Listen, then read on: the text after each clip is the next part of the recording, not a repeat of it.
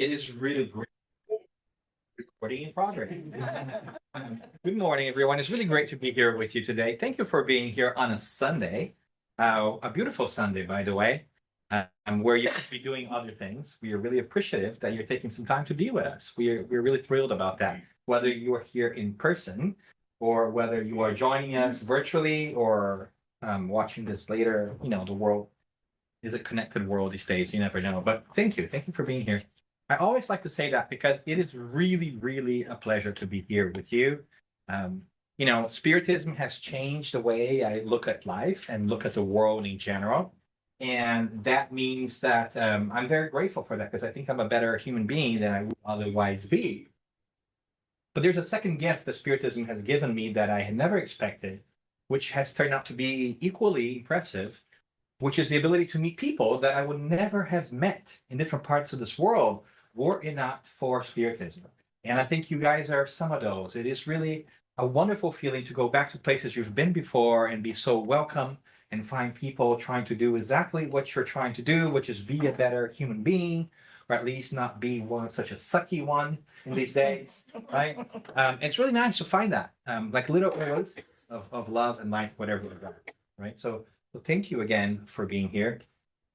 If you have the patience, today's exploration is about citizenship in a new era, and also about reincarnation and how that plays a role in that. I think that if you're here, you probably have been exposed to the idea of reincarnation. You may be toiling with it, you may embrace that in your life, but I think that it warrants some further exploration, so to speak, because it's pretty impactful once we begin to think about it. Not just for the later, but the here and now too. And we want to talk about this. So if you have the patience, we're gonna do this a little bit. We're gonna try to figure things out and see if we can even do some thought exercises to kind of further our understanding of reincarnation. But I want to start with the sort of obvious. Let's just let be honest. The world is going through a rough phase. I mean, I didn't check the news today, but last time I checked, which was yesterday, there was a lot of things going on.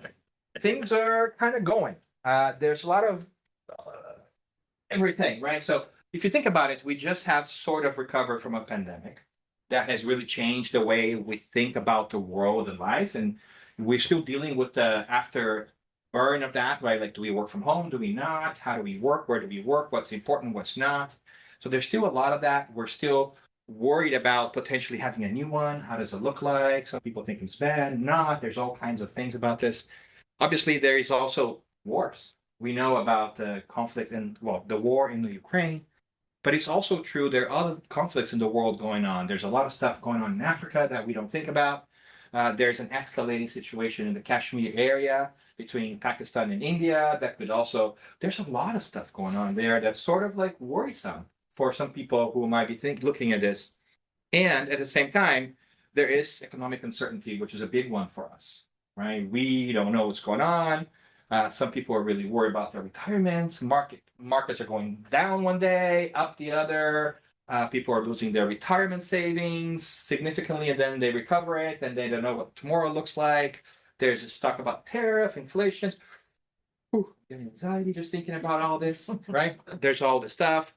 But, it's also true that we still have tons of inequity in the world. People are just treated different for different reasons. And that's a problem, right?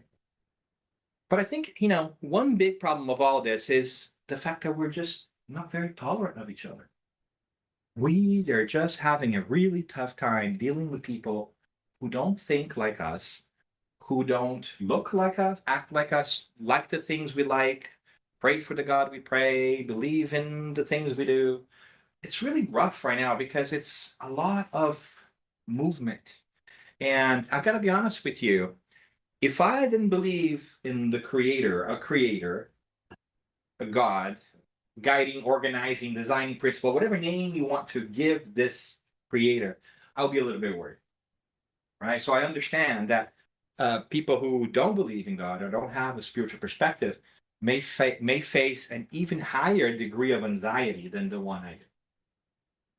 So how do we understand that? Well, the important thing is to try to think spiritually because that gives us a different perspective to understand why this is going on. We know that this is going on, But why? Well, we sort of talked about this before, I think a couple of years ago. We talked about this. We're going to a new spiritual era. There's a great transition that's taking place in our planet. We're all evolving, we're growing. And in that process of growth, there is some friction. It's like a teenager. We're going through our teenage years, our hormones are kicking in, and we're having all kinds of feelings, big feelings sometimes, right? Sometimes even our feelings have feelings, right? It's really out there. And so, how do we understand that? From a spiritual perspective, we could explore that in many different ways. And I was trying to think of a way that would be perhaps like more, more real, more close to us. You know, we can think about there is this biblical separation of the wheat and the tares for those of us who like the biblical context about, you know, a time of change where the wheat is growing and the tares also growing. You can't tell them apart until they get to a certain point that you can see what's wheat and what's the tare. And tare, by the way, are things that, like in the little, for those of us that are not very agronomically minded, are just little, it's like little plants that don't yield anything, right?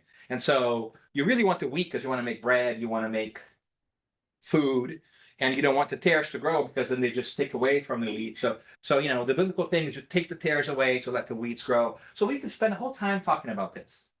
We could also talk about, you know, the end of times, this idea that some people say the world's going to end. Well, the world's kind of ending, but not in the way we think, not in the physical sense. Like we are transforming a way of thinking, and we are going to think differently about values and everything else.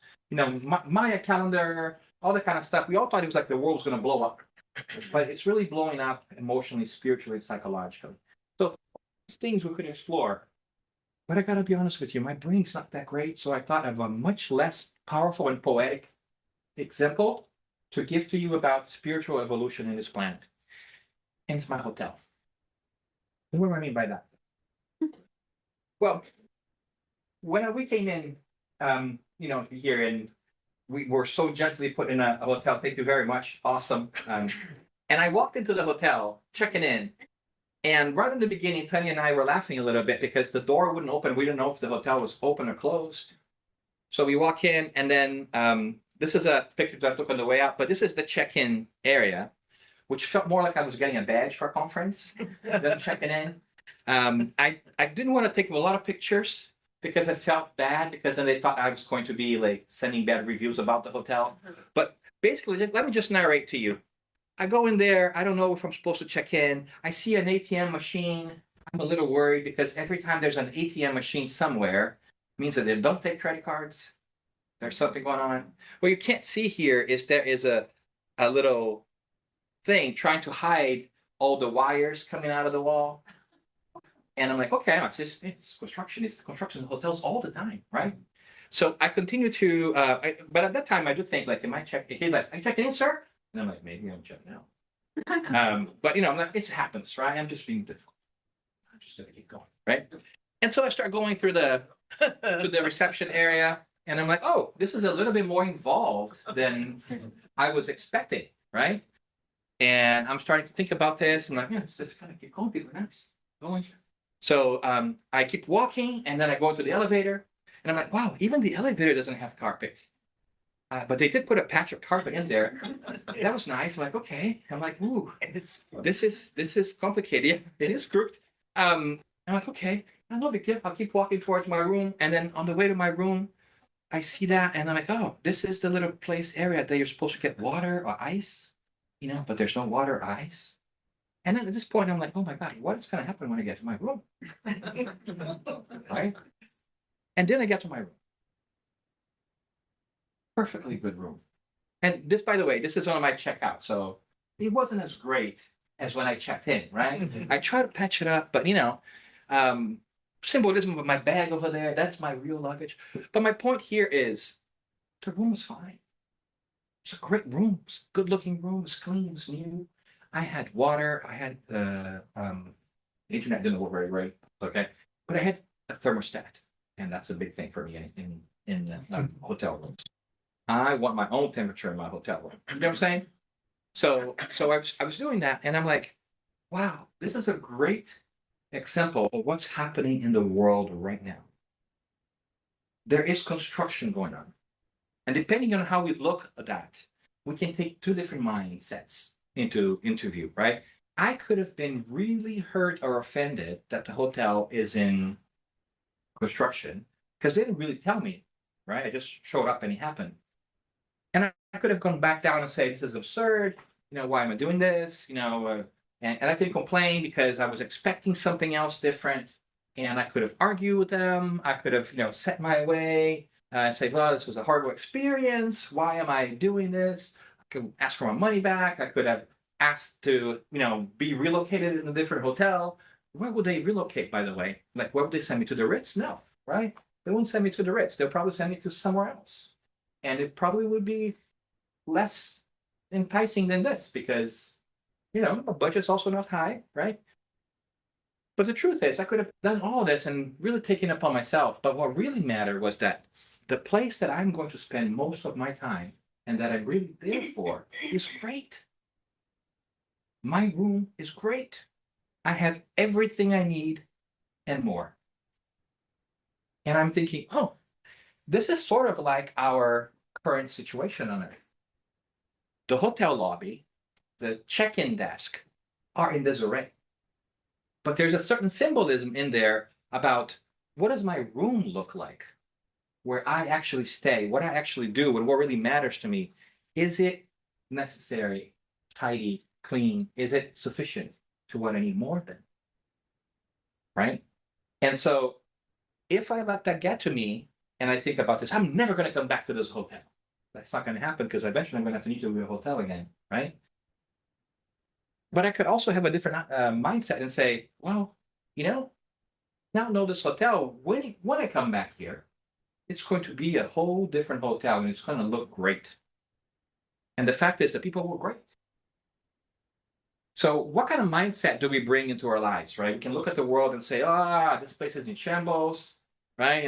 All these things are going on there and things are, but what is it that is really important to us? What is it that really matters? Reincarnation is kind of like that. It's kind of like going back to the hotel many times and learning. We all going to need to go to a house to go to a hotel of some sorts, right? And reincarnation really helps us understand what's going on in the world and how we can make sense of all these things and make sure that we keep our room neat, tidy, and comfortable. Allow me to explain. I know it's a little bit out there, this example that I'm giving you, probably not the most eloquent or poetic example we've ever heard about reincarnation, but that's what Spiritism does to us. It helps us put different glasses on, right? When I started to need glasses 2 years ago, I tell people, I realized that my arm was getting short because I could no longer do this and like read things well. So I really needed to get glasses, and I went to the doctor. I got glasses, and I put the glasses on. All of a sudden, I'm like, oh my goodness, I can read really well again, And then I realized how poorly I was before I needed glasses. I could see things better. And I think in many different ways, Spiritism does that to me. When I put my spiritual lenses on, when I look at things from a spiritual perspective and think of myself as an immortal spirit that is here to learn something in one day at a hotel that may come back to many different hotels as necessary, then I am a lot more okay with the reception area not being nice, but my room being great. Because at the end of the day, how much time do I spend in the reception area? And just go back. Gotta be honest with you, day 2, I didn't even think about the reception area anymore. I had a great day, from yesterday. We came back, I went in my room, I didn't even notice. Right? But that's because I changed my perspective as I think about the spiritual piece. And what I want to do, if you guys are up for it, I just want to share with you a little bit of that perspective so that we can then go into some thought exercises to think about how they can actually help us have a neat and tidy and comfortable room today and in the future. Yeah? Because we don't know what hotel we're going to be tomorrow. But we can try to do our best, make the best reservation possible, right? All right, so join me here. I think the key to all of this with this new lenses that we have, and I put the lenses here to kind of help us along the way, is that reincarnation really is the key to understanding the world. If you want to understand, and you need to see how things work, why the world is the way it is today, reincarnation will help you. Because we know and we accept from a premise of our argument here today, right? Even if you don't, like, just go with me today for the time being, that there is a God. And a God, by definition, is good, powerful, and all-knowing. Otherwise, it would not be a God by definition.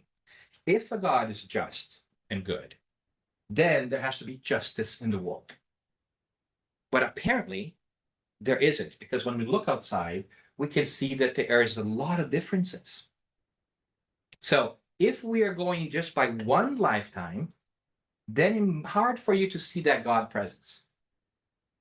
If, however, you understand that there are many lives that we live in the process of evolution and that we don't all start at the same time, then it makes sense that we have all people with different qualities, different abilities, different attitudes, because we're all in different ways of our evolution, different parts of our evolution, and we all evolve in different ways. And we take different routes.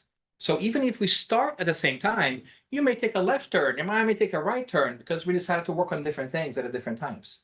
So the differences that we see in the world are very understandable because of that. It makes sense why some people are really talented, musically. He can play. I cannot play the mouse on my iPad. You know what I'm saying? Clearly he has put time. Our friend Andre here has put time and effort into that. I, however, have not. Right? If I were to put as much time as he has in this life and maybe other ones, I would be a good magician like he is. And vice versa. So it helps us understand that there's a way more than meets the eyes. And it also helps us understand that we have a history, a spiritual history that everybody does, that sometimes we forget. So it helps us really come to terms with this idea of divine justice. Because after all, why is it, if we just think that there is one lifetime and then there is a heaven and a hell, right? Which is a tough concept for me to first of all, to grasp and really embrace.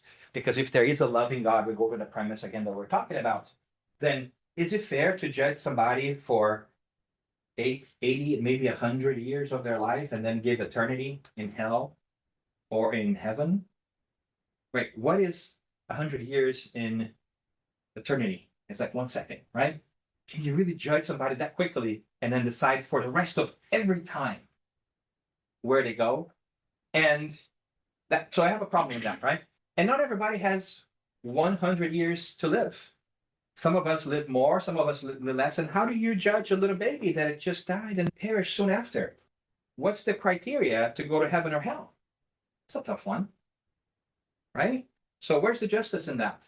So that model troubles me quite a bit because it doesn't make sense. It doesn't align with the idea of a God that's all-knowing, way smarter than I am, and I can come up with a better system than that. And it's a lot nicer than I am, right? And I think that one's not a good one. So there's got to be something else, and reincarnation helps us understand that. And I go further. Imagine that you accept that, and imagine that that your mom, or you, are a wonderful human being, and you do great, and you get to go to the penthouse after you die, right? And you live in style up there in the clouds with the angels. But your children, who you love dearly, didn't make great choices, and then they go to the basement, and they don't have a great air conditioning out there, right? And things are rough, right? Now, how would you, as a mother or father, live all eternity knowing that the people that you love are in the basement while you're in the penthouse and you can't meet? Your penthouse, I submit to you, would become your own private basement. You would be suffering in heaven. Unless you stop loving people after you die, which goes against the whole idea of God. But you know what I'm saying? So I think that I have some fundamental challenges with this model of heaven and hell and one lifetime that we have been given for a variety of reasons. I think we were growing up. We needed some sort of like deterrent. Don't do bad. Otherwise, you're going to go to hell, right? Like it helps when you're little. Don't put your hand in the socket. You're going to get shocked. It's bad for you, right? After a while, you need a different way of seeing that. But anyways, I digress. But my point here is, when we look at reincarnation, we see that there is a fundamental and important tool here at play, which is our ability to have as many lives as we need to understand the concepts and practice the blah, blah, blah, new first day with my new mouth, and practice the concepts that are important for us to learn stuff, right? So when you look around and you see these differences, you can understand why. Kardec, who could codify, who brought together Spiritism, said something that I thought was so great and so insightful. He said, every effect has a cause. It's a law of nature, right? Every effect has a cause. Everything is caused by something else, right? If the cause of an effect is not seen, it cannot be found in your current life, then it must necessarily be in the previous one. Does that make sense? Powerful, simple, almost makes me hate him because it makes so much sense and explains so much, right? In different ways. Like, imagine that we all see a ball rolling into this room. We don't see who tossed the ball in, but we know the balls don't move by themselves. So somebody outside of this room must have tossed the ball. It's a natural conclusion. There is a cause for this effect. Even though we don't see who did it, we still see the ball roll. So many times we don't see the causes of why things are the way they are because we just didn't see it. But there have been causes to that. If you don't know the causes of why you are in certain circumstances and certain situations, it's because you're not privy to it. Some of these causes, of course, are from this lifetime, but others are in different lifetimes. Why you have the family you have, that's a decision from a previous life or in between lives, right? For you. Why you're facing the hardships you are in general, if you don't find the cause of things you did here, also there. Why are you talented in certain ways? All these things come to play. So it's a really powerful tool for us to understand how places can be so different and how groups of people can think so differently too, right? Because we can sort of like gather together. So understanding reincarnation is not just a tool for us to say, oh, what is it that I'm going to do next? It's also, why are things the way they are? And if we understand that, we begin to see that, we have also evolved as a group and been growing things, which will lead us to the second part, which is reincarnation is also a sign of God's love for us. What do I mean by that? Think about this. The fact that we have as many chances as we need to grow and opportunities to understand things really means that the Creator has thoughtfully designed a system in which we grow, and we are never going to be punished for our mistakes in a final way. Every screw up that we do, we get a redo.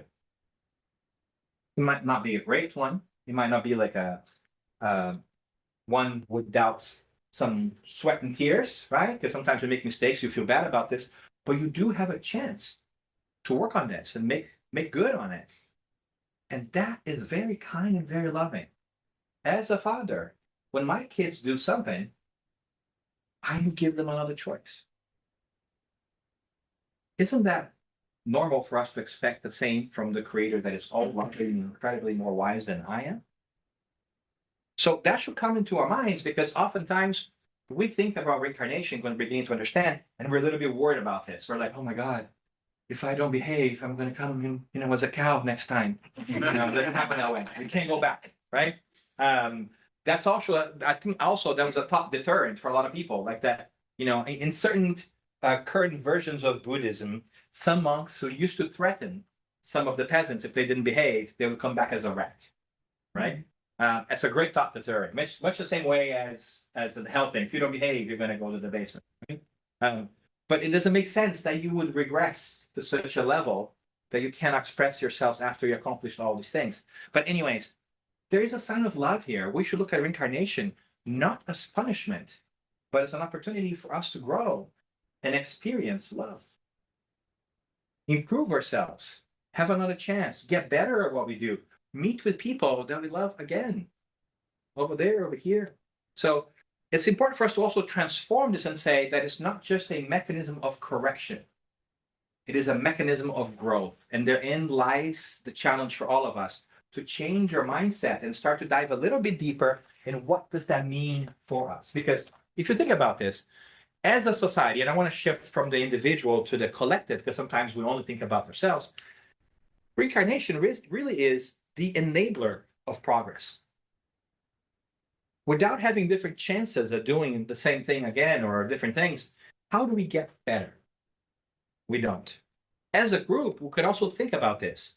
Imagine that there was no reincarnation, and every time a new group of souls, fresh off the oven, were being born on Earth. How would Earth progress? Because they all be starting from zero all the time. But yet, our technology, our science, our knowledge of medicine, of the cars we drive, it seems like we're always going forward because we're building on what was there before.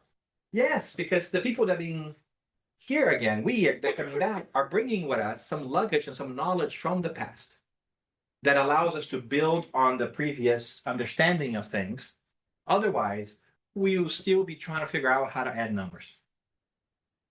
Yet we can do amazing things like send people to space and take pictures of galaxies far away and dive into the very minuscule and understand how our bodies work in subatomic levels and all kinds of theories and things that have made our life more comfortable. It's incredible. And that's only possible because we've been able to build on build on build on build on build from before. We're releasing new updates to the operating system all the damn time. That's because we experience. We're getting better at it, right? So progress, individually and collective, comes through reincarnation.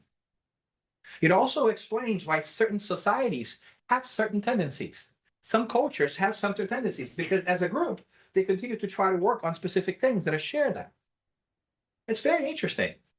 If you have a curious mind, if you allow yourself the chance to be curious about things, then it becomes a very interesting world. And if you put your glasses on, you can begin to say, instead of judging people, I wonder what are the conditions, circumstances, and previous opportunities that led them to be the way they are. And not just in this lifetime, but in the ones before. And you start to reflect upon all these things, and it's a fascinating thing. And naturally, you start thinking about yourself and how does that relate to you? I mean, at least we should. And so it's really important for us to, as we begin to think about this, to really come to the fact that we should get practical. It's not just an exercise of theory. Let's get a little bit practical and think about how that can affect us and help us tidy our room in this hotel today. Because reincarnation is not about later, I would argue. It's about now.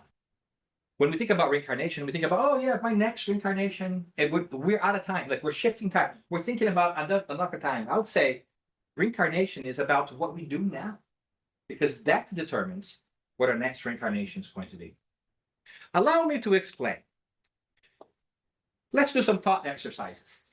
Let's get our brain going here a little bit. Since it's Sunday, right? We're all here. Should we do some exercise? And since you're not taking a walk outside, let's take a virtual walk here with me on a thought exercise. We're going to do two. That's okay with you. I promise you, they won't be too hard.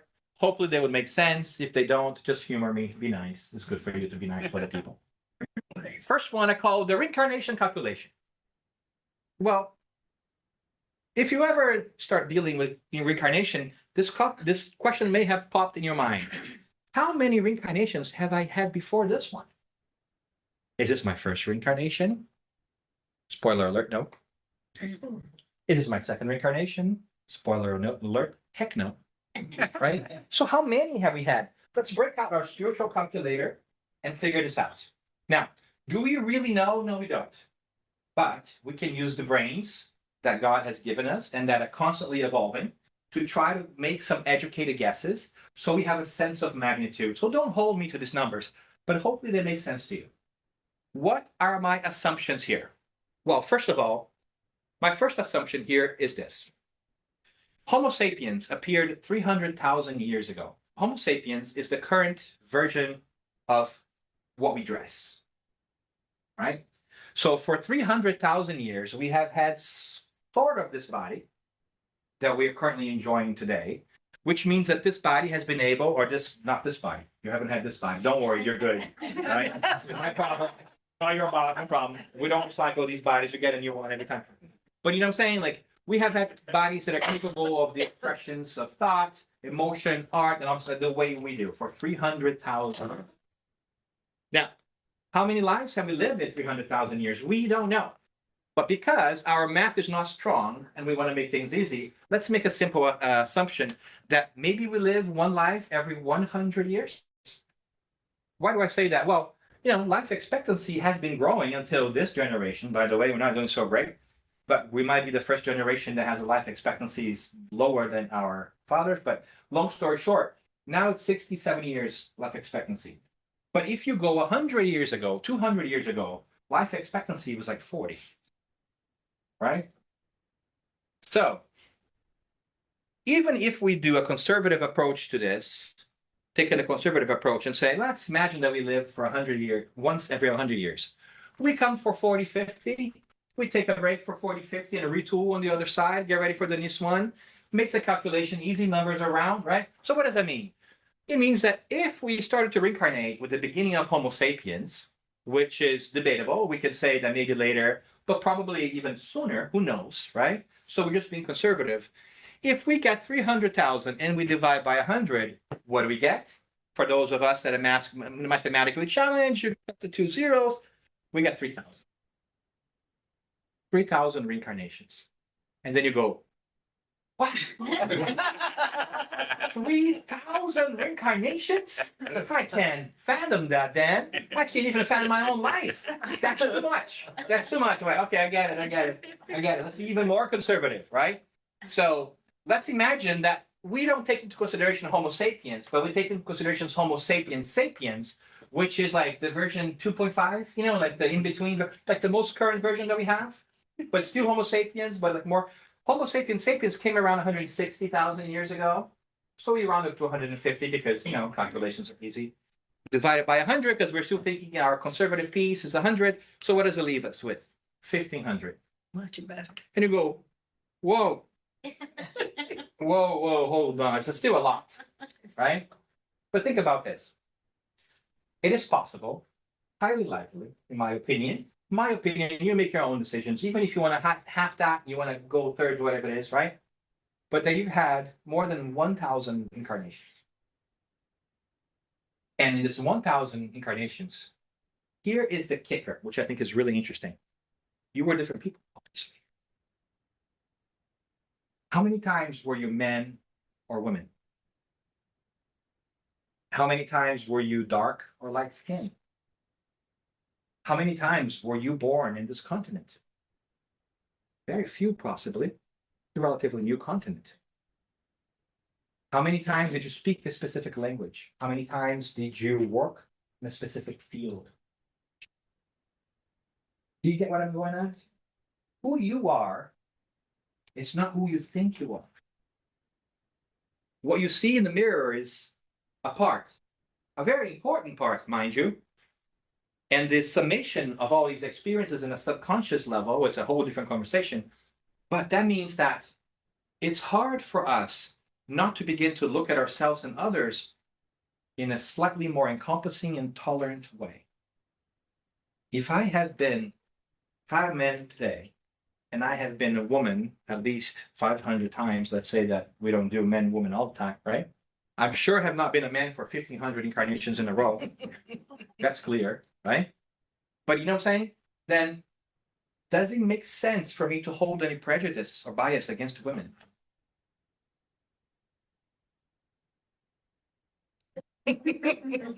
Guess what's going to happen next? You may come in that package. Right? Because we know this is a package. Now, if I am really proud of where I am born, and I think that that's a place that is far superior than everywhere else, where may I be born next time?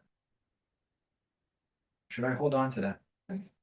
If I am really adamant about my religious perspectives, what religion will I be born in next time around?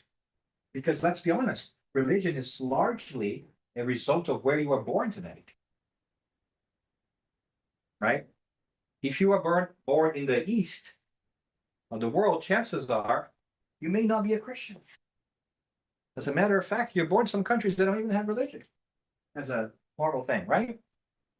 But you know what I'm saying? I am not trying to throw shade in any kind of thinking here.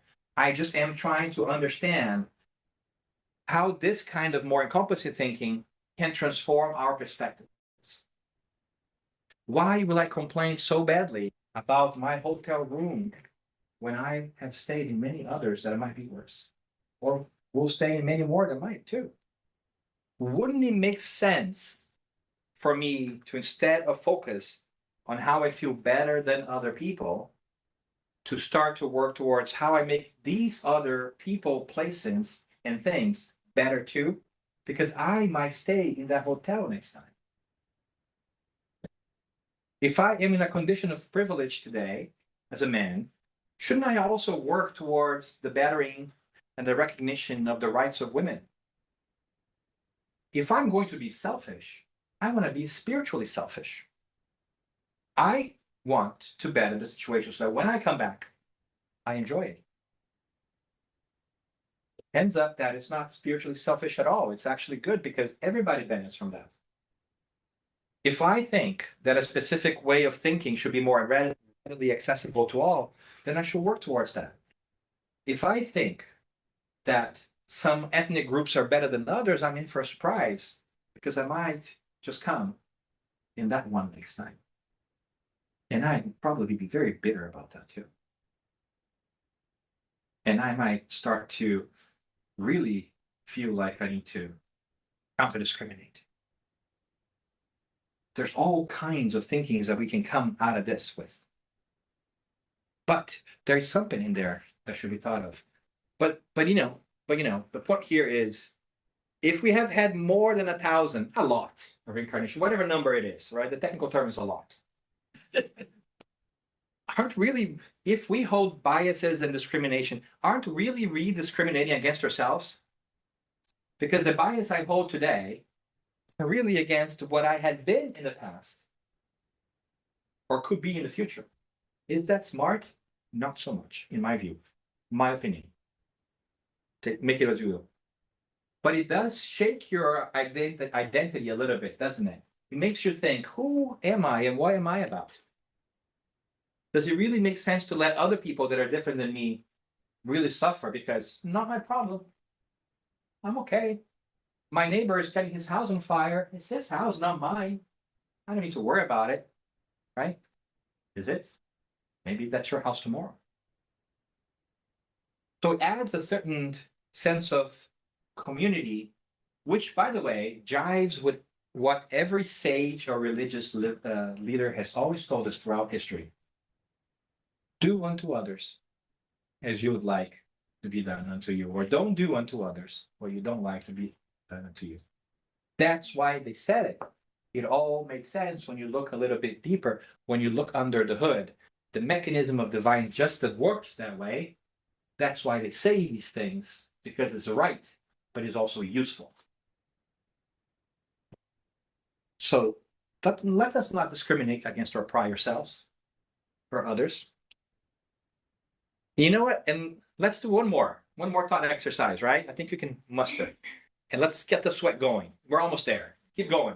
Right? All right. This one I call the rebirth lottery. We'll look back. Let's look forward. Another question is, hey, where will we be born in our next incarnation? Spoiler alert, you will be reborn again.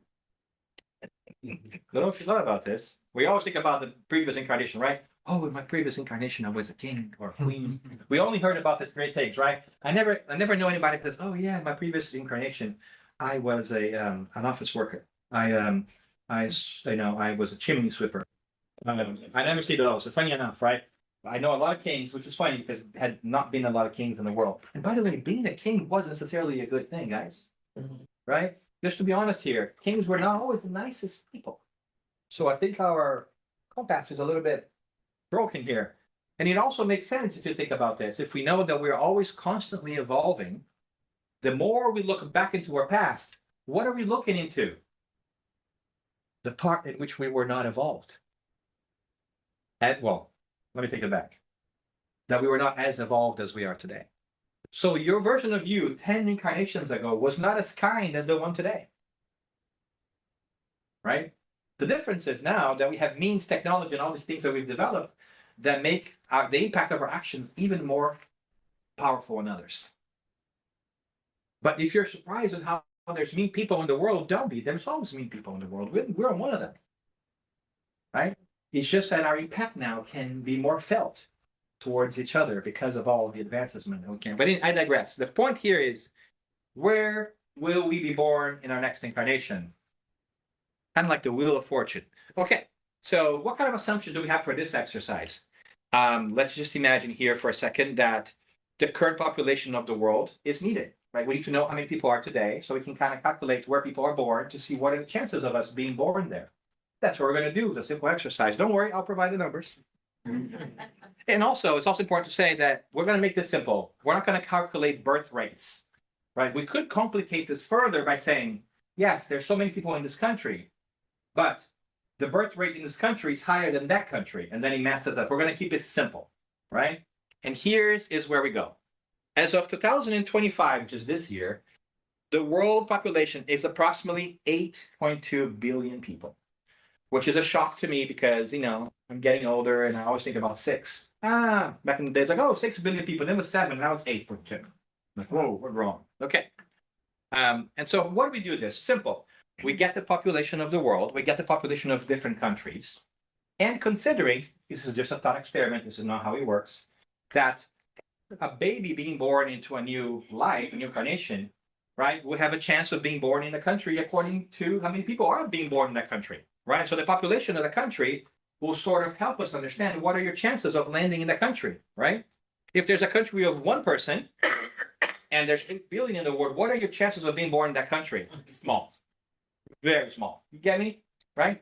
So I took the liberty of running some numbers here for us, and I just took the 10 most populous countries. And then I put the chances of us being born next time in those countries. Are you ready? Here it is. So your greatest chance of being born next time around is in India. You have a 17.8% chance. Population of 1.4 billion, right? Your second chance is China, right? Together it's about 35%. You have more than a 1 in 3 chance of being born in India and China. Bottom line is, if you have a thing against Chinese or Indian people, work on it right now. I say that half jokingly, right? Because we'll go out in the world and we see these things, right? You get what I mean? But hey, let's stop there. The 10 most populous countries, the United States here, you have a 4.2 chance of being born in the United States again.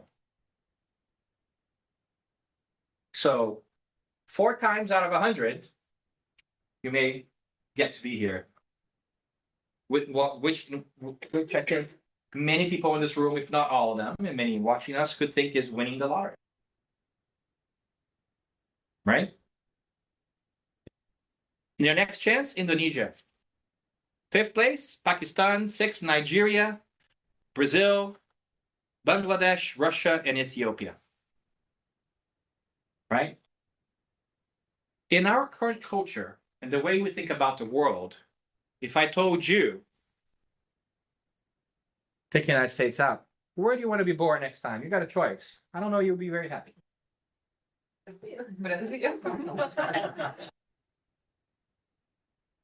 Some Brazilians will be keen to say, not Brazil, right? But you know what I'm saying? Like, I want to challenge our perspectives here to think about what's happening. In other words, in our hypothetical birth lottery, there's about a 50% chance a baby would be born in one of these nations. So you have more than a 1 in 2 chance of being born in one of these countries next time. Shouldn't we begin to work on our biases? Shouldn't we help these other countries improve their condition of life if we can?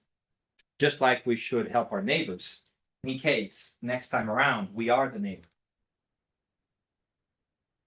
Whew, that's rough. It hits me a little bit here. Right? Not just me? You guys feeling it a little bit? Okay, just checking. Right?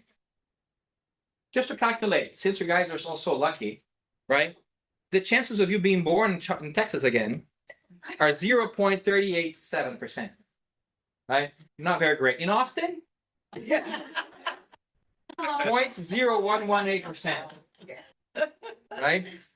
So how many people do you need? You need like, I don't even know how to calculate that, right? But you know what I'm saying? And we know that a lot of our lives and what we experience today, what kind of lives we lead, are in large part function of where we are born. A lot of the opportunities we're exposed to depends on the environment that we're in. And it gives and frames the whole concept of universal family a little bit differently. It clutches home a little bit harder. Right? What do I mean by that? I mean by that this. Breaking a sweat already? Breaking a sweat here, my exercise. What's the job interview like to choose your new station? That's the ultimate question, right? Hey, how do you choose a new hotel? Like, what's your budget? Like, how do you make your case of where you should be born? Right? If the odds of being randomly assigned to a place are not necessarily in your favor, right? If you want to go to the next place, what is the requirements for that job interview? Well, one way of looking at it is, what have you done with your past opportunities?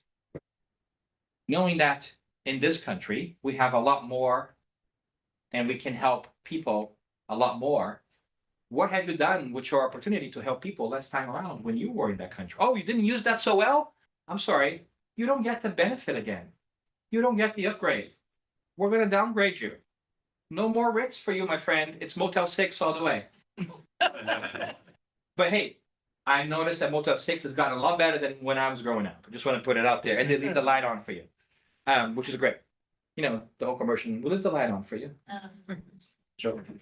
But you know what I'm saying? Like, I have jokingly talked about this, but we should also ask ourselves, what are we doing with the opportunities we have? We have such a beautiful and powerful opportunity as a collective, as an individual, to make a sizable dent in the universe in a positive way, to make a contribution to the world. How can we make sure that those that are different from us today, but who could very well be us tomorrow, also get a hand up? A wise person once told me the only time you look down on people is when you're giving them a hand to get up. So, shouldn't we think with our spiritual glasses and start thinking about what the next lap around the sun and our next life is going to be like? What is it that we can do now? What is it that we can do today? And we arrive at this great realization that reincarnation is the great equalizer. It teaches us lesson. If we get too high and mighty on our preconceived notions that we are better than other people, we may be faced with experiences that will soon disprove that in the near future. So that we learn. So that we feel, so that we experience those conditions. Because once we experience those conditions, we are transformed. One thing is to do thought exercises, but to live that life, to feel that pain teaches us and has enduring power. But we can also learn without going through it. If we change now, there's hope for now and the future. So can we do that? Can we kill all the prejudice in us? It's not about the prejudice in other people. We can't do that to other people. It's about us. And the collective of us doing this work together will improve the whole. So what prejudice are we holding in ourselves and why? It doesn't matter if they were created in this lifetime or the previous one. We've got to work on this. We should, for our own sake, not only in this life, but in the lives to come. It's a powerful message that we don't always think when we think about reincarnation. But I think if we dig deeper, we see that it is the great equalizer. We should hold that in our minds as the great equalizer. But here's the takeaway too. We're immortal spirits. It makes sense. We don't belong to a country, to a city, to a soccer team, to a football team, to a religion. We belong everywhere because we're a child of God. The universe is our place. Anywhere, anytime, we belong to it. any group, any country, any society, any team, any philosophy, if you want to, you belong in it because it's under the purvey of God. And you are an immortal spirit that's always growing. So you have the choice. You have that ability. And I think that is the ultimate question. As we go into this new era, as all these things are happening out there, what will our contribution be? What is it that we can do today to make the world out there a little bit less nasty, a little bit nicer, a little bit kinder, a little bit more thoughtful, a little bit more inclusive, a little bit more prosperous? We can do all these things. We can start with smiles. We can start with less judgment. We can start with curiosity instead of judgment. You know, if you think something's going on, you ask instead of judge. We can just try to say hello, introduce ourselves, get to know people who are next to us, experience things differently, push ourselves to go beyond the things we always do and see if there's different experiences that we have not done before. Whatever it is that you decide, it's your decision. What will your contribution be? Because I think that's the invitation that has been coming to us for millennia now, for many thousands of incarnations. Whether it's from Jesus, which we think is this incredible spiritual model and see him in a different light that traditionally we have seen over past lifetimes. We need to break with that model, right?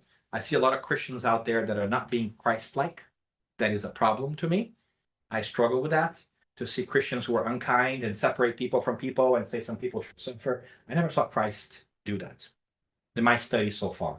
But anyways, that's a different conversation. But my point is, every sage, whether it's Buddha, whether it's, the Tao, has taught us about kindness to each other. So can we live into that? Can we accept that invitation to look at ourselves in the mirror in the morning and see, I am not that body only. I am more. That which lives in me and is immortal has lived many times before and will live many times again in the future.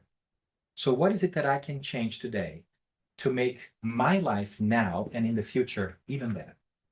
And that of my neighbor, because my neighbor is I. You could be me. Another thought exercise you could do is pick somebody and say, how would my life be if I were that person? What would I do? Where would I go? What would I eat? Where do I sleep? Where do I work? And maybe that will soften our hearts in such a way that we will make space for the beauty that it is to be an immortal spirit and to be allowed to reincarnate as many times as needed for us to grow. And imagine how wonderful it will be when we all do this. Imagine how wonderful it will be to live in a world where everybody's kind to each other. 8.2 billion people helping each other. Oh my God. Where you walk outside and you don't have to be worried about violence or being attacked or aggression. Where people will smile at you and it will be normal and you will feel it. And when you have a problem, people will help you. And when people have a problem, you will help you. Imagine how our society will develop and how we will tackle problems such as health, wellness, science. Imagine how wonderful it will be. It will be like heaven on earth. But whose job is to make it? Us. It is our job. So I hope that more and more we answer that invitation and understand that you are the citizen of a new era, because you are the new era. You are those who are going to usher it in and who are going to make it. And if not, you're going to come back here and use it and be part of that new society. So let's work on it today so that tomorrow can be a lot better. And hopefully I haven't depressed you very much and have motivated you enough to think differently about this topic and see what is it that you could do in your life today, whatever minuscule that could look like, to be a little bit more part of the solution and a little bit less part of the problem. Yeah. So I will be cheering for you, as will be your spiritual friends from the other side, because we forget the reincarnation also teaches that we have a lot more friends than we imagine, and not all of them come at once.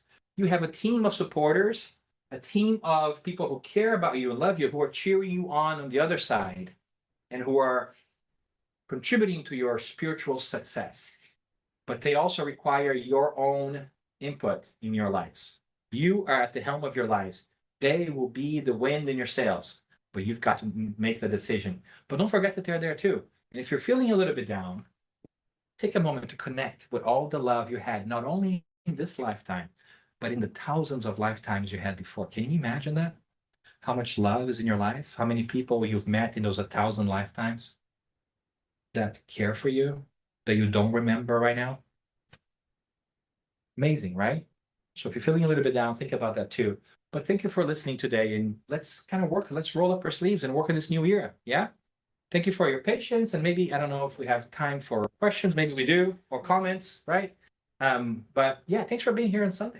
Really appreciate that. Here.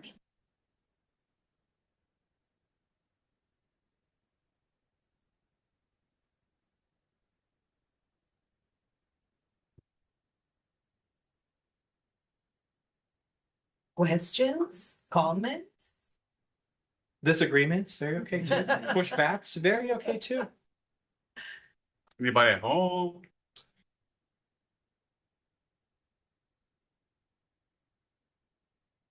You could be was true, but following speaking in terms of you said that you need to worry about now and do things that may affect your future life. You said that kind of worry about the future life.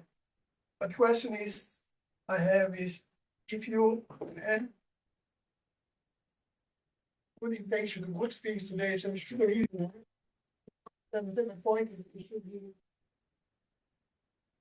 there because what I'm doing now, I understand it should I feel well, what I'm doing, and it's really automatically you transfer future life. It's like I need to back like the trade thing. I'll see all the time trading. Hey, if I do this, I get this, I do that, I get what. You understand my question? I do. I think it's a great point. I think the point is do the right thing. But the question also is, what is the right thing to do? Right? Because we know there are a lot of people who are honestly doing the right thing according to them today, but they might be harming others. Because for them today, the right thing is to defend their own life. So it's not about doing the right thing, it's doing the right thing for you and for everybody. So, we see this beautiful, the golden rule we all know, do unto others what we have done to, right, or what you wish done to yourself. Awesome lesson. And we see that throughout our civilization. I could put out a slide and tell you like thousands of you, the Egyptians did that, the Phoenicians. A lot of people have said the same thing because God keeps peppering that right through our passage. But I'm also taken by the challenge of sometimes what I want for me is not what's best for you. And so then I force you to do that which I want, and that's part of the problem. I honestly believe that is good for me and for you, but it might not be good for you. I really like ice cream. You all should eat ice cream all day long. But if you're diabetic, that's a problem. But I'm not taking that into consideration. You know what I'm saying? Trying to make it really palpable. So, and I'm taking it by a wonderful, I call it the upgrade to the golden rule 2.0. At the end of this passage with us, Jesus, this incredible spirit, he lifted the bar on that golden rule thing. And I think that we don't notice that very much. He says, a new commandment I leave you, a new commandment I give you. Love one another as I have loved you. Because the idea here is, yes, be kind to each other, but don't use your frame of reference of who you are today, right now, as the measure of what's good for everybody. Love others the way I have loved others. And I then would insert my interpretation of what that means. And my interpretation is love others as immortal spirits that you are, that they are. Because I think that's the message that he came to bring to us. I think that in our society, there's a whole talk to be given there on how we have this perception of the Christ. And sometimes people think about the Christ suffering on the cross full of blood. All that's true. But for me, the great message is, oh my God, he came back. That's a little bit of difference. Everybody's suffering. There's a lot of blood out there in the world. A lot of people can do that, but can they come back? Right? And what I mean by that is he showed us that life goes on. That we're way more than this. He never thought about himself in a physical perspective. He thought about himself spiritually. And his choices were based on what's best spiritually for him and for others. And so that is really hard for us. It broke with convention of the time, right? He talked to people he was not supposed to talk to. He talked to the enemies. He was kind to other people. He talked to women. Big no-no at the time. Unaccompanied woman should not be talked to, right? He talked to people who were tax collectors, were the enemy, technically, because, you know, they came and take money from you. He talked to everybody, even people from different ethnicities. He talked to Samaritan people who the Jewish did not look nicely upon. Everybody. He talked to everybody. He just talked to people because he saw people for who they were, not for what they dressed like in all kinds of symbolic ways. You know what I'm saying? So yes, to what you're saying, I think that we should apply ourselves to do the best we can. But I want to push us to think about, is my compass, is my North Star the right one? Because there is one that saying, hell is paved with good intentions, right? So it's not about just what we want for others. Is it that what I want for others and for myself, the right thing to want for others and myself, given the spiritual context that we are immersed in and we're now becoming more aware of?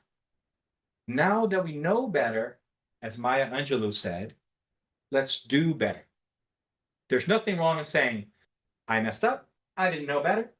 Now I do. I will not do the same thing again. Virtue, right?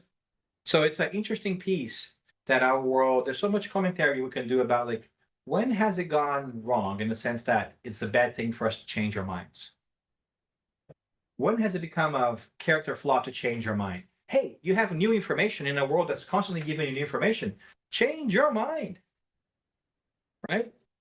Otherwise, we would still be doing stuff that we should not be doing, right? For our times. That's what we do. We learn, we evolve through reincarnation. We grow our knowledge, right? We no longer think eclipses are like God's getting mad at us. We understand how the planets work, right? We have all kinds of scientific advancements that make our bodies healthier, or things like all these things. Is because we learn. Now we do different. And so your question is great, because I think it's the key piece is, how can we step out of ourselves to consider what is best for the other self, the self with a big S, the spiritual self in us. I can tell you that the choices I would make if I were 100% dialed in my spiritual self would not be the choices I make every day. Simple example, every time I come here, oh my God, I eat damn too much. Right? Yesterday we had a lunch and then we had dinner and we had music and I went to sleep. I'm like, oh, I ate as a mortal being. I didn't eat as an immortal being. You know? I was like, like, where's the Pepto-Bismol? I didn't eat Pepto, but you know what I'm saying? So I think that the trick for us is to remind us. How can we remind us that we are that immortal spirit? I think that's a big challenge that I face every day. Right?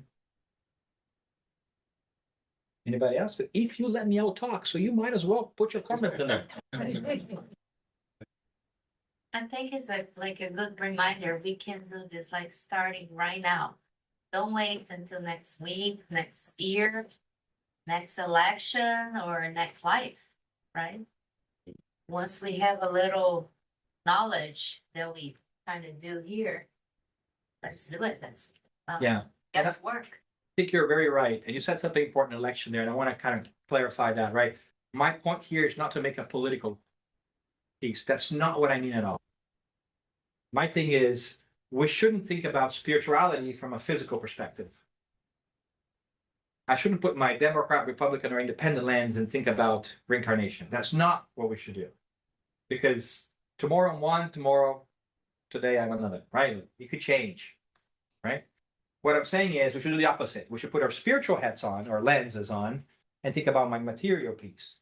So I definitely don't want to go to the election piece, because that's not what I mean, right? What I mean is, at the fundamental level, break the illusion. The person next to you is a person, regardless of what language they speak, how they dress, what they like to eat. Also, food is a big one, right? Cultures and so forth. You know, we all have the same whys of why we do things. We want a better life. We want our kids to be better. We want comfortable lives. We want to feel okay. We want to be recognized. We want to do well. We want to learn. Sure, along the way we have bumps. We have people that sometimes are, temporarily misguided. We've been there too, right? But ultimately, what we're searching is for that fulfillment, for that meaning, for that purpose. All of us. If we can see that in other people, maybe it will become easier for us to interact with them. And if we can see that in us, maybe it would also be easier for us to forgive ourselves a little bit, give us ourselves a little bit of grace, right? And I think the world could use that word quite a bit, grace. Let's give people space and the opportunity to be wrong and the benefit of the doubt. And let's lead with curiosity and just wonder why things are the way they are instead of judging them. I think that it will be really good for us because we will feel less anxious, less worried, right? We'll feel better. So I think there's all kinds of benefits. There is some really great truth in that saying, right? It is in giving that you receive. Let's not wish for grace from other people all the time, but instead let's be the ones who give first. Because otherwise, we're going to be stuck here for a while, right? And I much rather go back to the reception of the hotel and say, thank you, my room was great. Even if this was a mess here, what really matters is the service I received. People were kind, I had a great room, I enjoyed it. Where I passed through, it's not as important, I won't even remember that. Right? Truth is, a couple of months from now, I might not even remember the hotel room at all. I might just remember that I had an experience in the hotel room, but what it looked like and what it was. But that I met you, I will remember. Right? So focus on what matters. And you've got to answer that question. What is it that matters to you? And I have a guess, venture a guess, that is something about the immortal nature of who you are and the people around you and the love that you build together. If you focus on that, everything else will be added. Dan, one other thing about this new era is that I feel some people are, thinking that we'll get one certain date and things will, change. Yeah. And I thought that Yeah, was well, something nice to. Didn't you get the memo? It's happening December 31st, 2000. Y2K was going. No. My calendar, no. I also thought that was interesting because people really want a date. You know what I always ask myself is, what time zone? Right? Because you say midnight of 2031, the world's going to change. But where? Because seems like Australia is always ahead of us, right? So it's already future in Australia. And so maybe we should call them and see what the future looks like. But what I'm saying? Like, I think it's natural for us to want a date and to want something to change because we live in the here and now and our perspective is minute, right? It's very small. But if you think about yourself as a being that had been evolving for many thousands of years, God knows how many, millions of years, who knows, right? What's a one lifetime? Honestly, if you had 1,000, if you had 1,500, right? Like the conservative approach, what's one out of 1,500? I mean, it matters because you're in it right now, right? It's great, and it should matter. Every one of them matter, but the suffering that you have in one lifetime out of how many more you're going to have? Let's say you're going to have another 1,500, right? Like, will you remember the suffering that you had in one out of 3,000 lives? Ways from now? No, you're going to be a much better place, much better, happier person. So pay the price, is what we're saying, of that hotel room, right? Do what you need today because it's going to be a wonderful learning opportunity for us. And I think that if anything else, I also did not mean to complain about the hotel at all. Just want to be clear, right? Very thankful. And it's like, no, let's pay the price. Let's put in the work now because the benefits of that are huge. Let's not get caught in complaining in the front desk about things that we and the front desk cannot change, right? If I told them it was unacceptable that you're doing construction here, they would not say, oh, sir, no worries. Hotel, boop, all of a sudden be fixed. It wouldn't work that way, right? And so it's also takes some perspective into things. And I hope that Spiritism brings us that perspective. I have not found anything else that would give me more perspective than Spiritism. That's why I like it so much. And I hope that some of it will inspire you to search for your own answers on your own time, through your own study, your own readings, and your own reflection. Because my reflections are my reflections, but what matters is your reflections for you. You can walk out of here and say, that guy was nuts. very okay. Won't change my life. I'm gonna be honest with you. But hopefully you can change your life. In whichever way will be more meaningful to you. And that's the point at the end of the day. Right? And so, yay to all this. And by the way, yay for 18 years of having a forum on which people can come and grapple and talk about these things. This group, I don't know if you know this, the Kardec Spiritist group of Austin. Beautiful banner there, by the way. I like that. There's sunset over there. It's not just you, John. It's also the banner. So you know. Too shabby, but you know, the banner too. Is like, you know, like there's been a place here for 18 years where you can come and agree or disagree with people, have meaningful dialogues, and probe and exercise yourself. You know, go to the spiritual gym of stretching your mind and thinking about who you are, really, and where you come from, where you're going, what's going to happen to you, what you should do. That's wonderful. And as you know, nobody here ever receives a penny from this. It's all volunteer work, which is even more beautiful. And it has a lot to do with this kind of thinking, right? Where we should really be working towards each other and betterment society. And all this is really a wonderful gift in a world that seems so brutal sometimes. So I hope that you also realize that you have this wonderful gift. Again, I'm saying gift many times. Did you get that? That you have. That you can come here, enjoy this, take that reflection back with you, because this is not the only place where you can reflect on things, right? And just make use of this forum, this opportunity, even if you don't agree or it doesn't make sense for everything that you heard here or hear here in the future. It's about you finding that pearl of wisdom that works for you, right? And tell people, what would you like? Go tell to the people, the coordinators that work here, say, I really like this, or maybe we should do this, right? Because this is made by volunteers. And that's why I made this place work for 18 years. And I venture a guess, and this is my sincere wish, that it will not disappear tomorrow, right?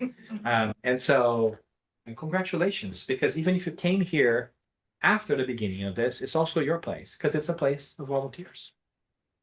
It's everybody's place. Everybody belongs, right? And so congratulations to all of you for doing this, for doing something that the world thinks is silly. A lot of people meeting on a Sunday to talk about things that don't make them money, don't make them famous, right? But fundamentally, it could make you happier. And what matters at the end of the day really is your fulfillment, your purpose, your happiness, your satisfaction. That's the game winning prize, right? So congratulations, 18 years, that's amazing. Really, really cool. Yeah. Thank you for your time. I think that's time, right? Thank you for the people who watched us, and congratulations.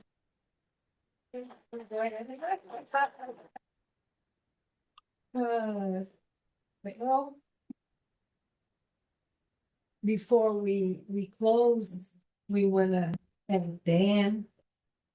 I'm sure we're going home with a lot to think about these exercises, and it makes us really think about our